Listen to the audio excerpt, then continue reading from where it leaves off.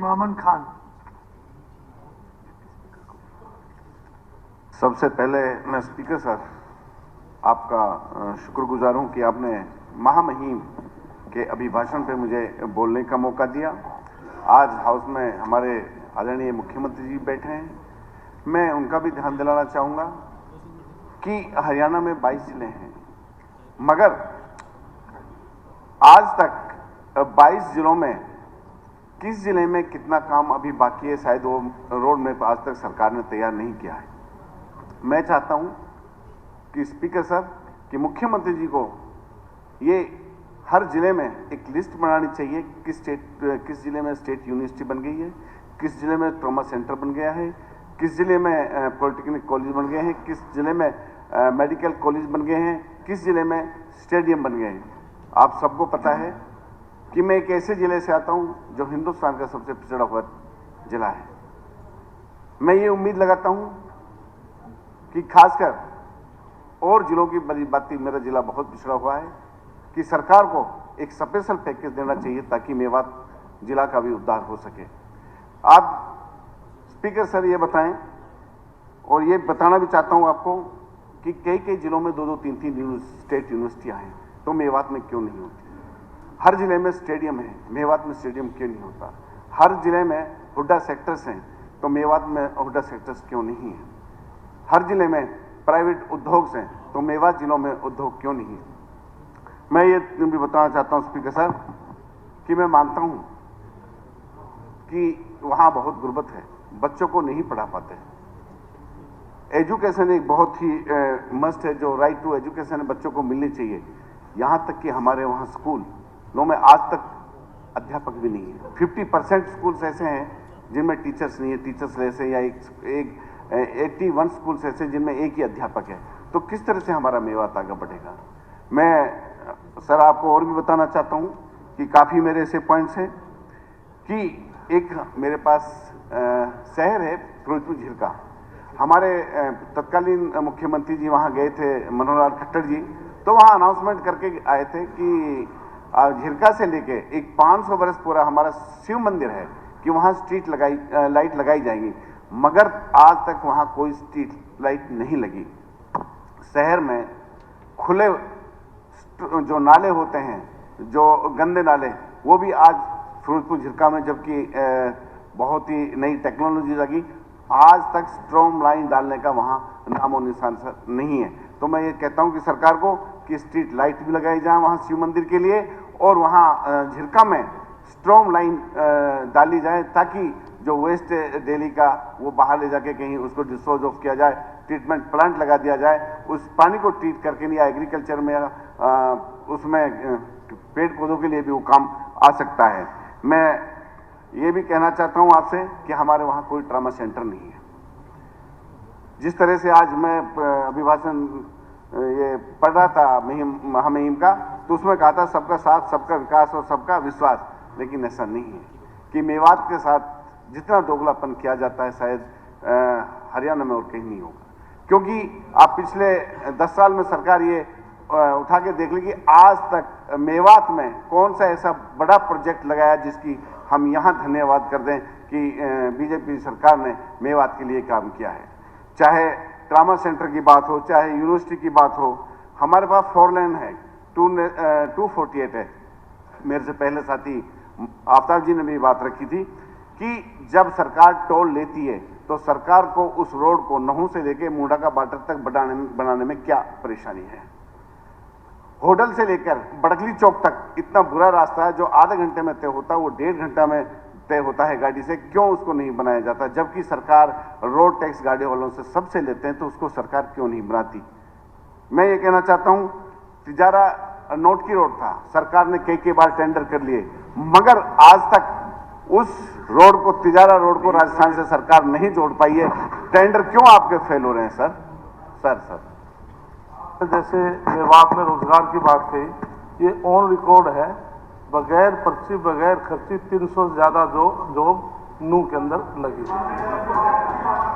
उद्योगों की बात कही सर, मैंने उद्योगों की बात कही, प्राइवेट उद्योगों की सर नहीं, बात भेदभाव की मित्र जी, नहीं बात भेदभाव की बात रोजगार की है।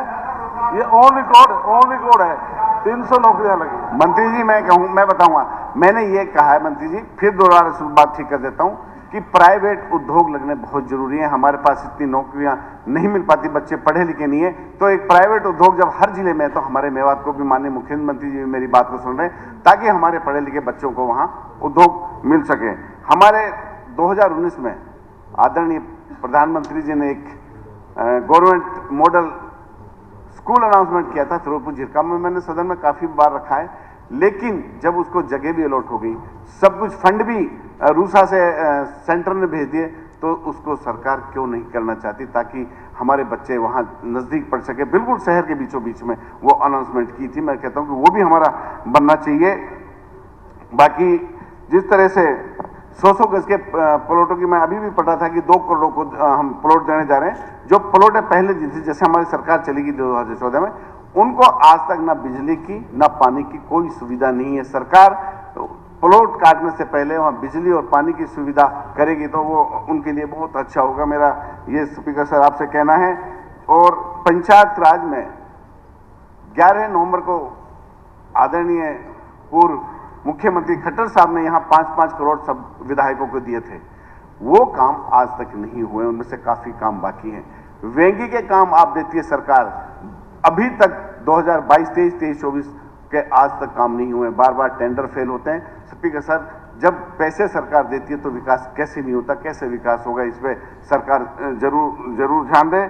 और मैं ये भी कहता हूं, जैसे हमारे पड़ोस में राज्य है राजस्थान, वो हर विधायक को हर साल बराबर का बजट देती है, ताकि चाहे पोजीशन के हो चाहे अपोजिशन के हो, ताकि हल्के में सबका बराबर विकास हो सके।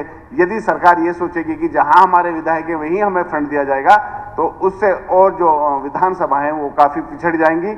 मेरा आपसे ये आग्रह है आपके माध्यम से मुख्यमंत्री से कि हमारे सभी विधानसभा 90 की 90 विधानसभाओं में बराबर का फंड दिया जाए हर साल, ताकि विकास हो सके। बाकी अभी हमारे जैसे ये महामहिम के भाषण में मैं पढ़ रहा था, जहां जल भराव था वहां 2-2 हजार रुपए किसानों को दिए गए हैं। स्पीकर सर, मैं आपके माध्यम से मुख्यमंत्री जी से कहना चाहता हूं कि वो काफी नहीं है। हमारे कम से कम 800-900 एकड़ और भी 10-12 हजार एकड़ ऐसी लैंड है जिनमें अभी भी पानी भरा हुआ है, किसान ने एक भी दाना आज तक नहीं बोया है। ये 2-2 हजार रुपए दोगे तो आप ये बताओ, सभी किसान के बेटे हैं, सब जानते हैं क्या खेत में 2 हजार का ही मुनाफा होता है किसान के लिए। मैं बताता हूं, चाहे रीठट है, बनारसी, गोहाना, खेड़ली नहू, महू, जलालपुर, उमरी, उमरा, खान मोहम्मदपुर, बदरपुर, सुल्तानपुर, खूसपरी, हसनपुर, गोहाना, ऐसे गांव हैं जिनमें कुछ भी फसल आज तक नहीं हुई है। मैं आग्रह करता हूं कि सफिशिएंट गिरदावरी करके उनको जल्दी 1 मिनट में कर रहा हूं, उनको बड़ा उचित मुआवजा जल्द से जल्द दिया जाए। बाकी हमारे यहाँ जो स्वास्थ्य की बात कही थी इस अभिभाषण में बहुत बिल्कुल ठीक नहीं है, मैं उससे बिल्कुल खुश नहीं हूं। हमारे पास मेडिकल कॉलेज है, मेरे साथी ने पहले भी कहा है, मैं ये कहना चाहता हूं मेडिकल कॉलेज में सीएम साहब भी सुन रहे हैं, आईसीयू वेंटिलेटर और बच्चों के वेंटिलेटर की तादाद बढ़ाई जाए, क्योंकि जो नवजात बच्चे होते हैं उनके लिए वेंटिलेटर पूरे नहीं मिल पाते हैं। वहां सांप काट खाता है या कुत्ता काट करता है, 1 मिनट में पूरा कर रहा हूं, वहां इंजेक्शन तक भी अवेलेबल नहीं है मेडिकल कॉलेज में सर। और एक्सरे की और अल्ट्रासाउंड की 2-2 साल से मशीनें बंद पड़ी हैं। इमरजेंसी में सीनियर डॉक्टर्स नहीं बैठता, एमबीबीएस जो स्टूडेंट्स इंटर्नशिप करते हैं सर, वो ही देखते हैं, क्योंकि इस पे भी ध्यान दे सरकार। अधिकतर ब्लड जितने भी टेस्ट होते सर, ब्लड टेस्ट जो होते हैं सर वो बाहर से कराए जाते हैं, क्योंकि गरीब लोग हैं, वहां कहां से पैसे देंगे। और जो सर एक और बताता हूं, जो आपके किसी भी हड्डी का ऑपरेशन होता है और भी कोई ऑपरेशन होता है, मेरे ख्याल से तारीख पे तारीख दी जाती है, ऑपरेशन नहीं हो पाते। और एक नशे का है लास्ट सर, मैं अपने गांव की बता रहा हूं, गांव भादस है, नगीना है, पुनाना है, फिरोजपुर है, हर दुकान पे इतना नशा बिकता है सर कि बच्चे खराब हो चुके हैं। पहले भी ये सदन में मैंने बात रखी थी, तो मेरी आपके माध्यम से मुख्यमंत्री जी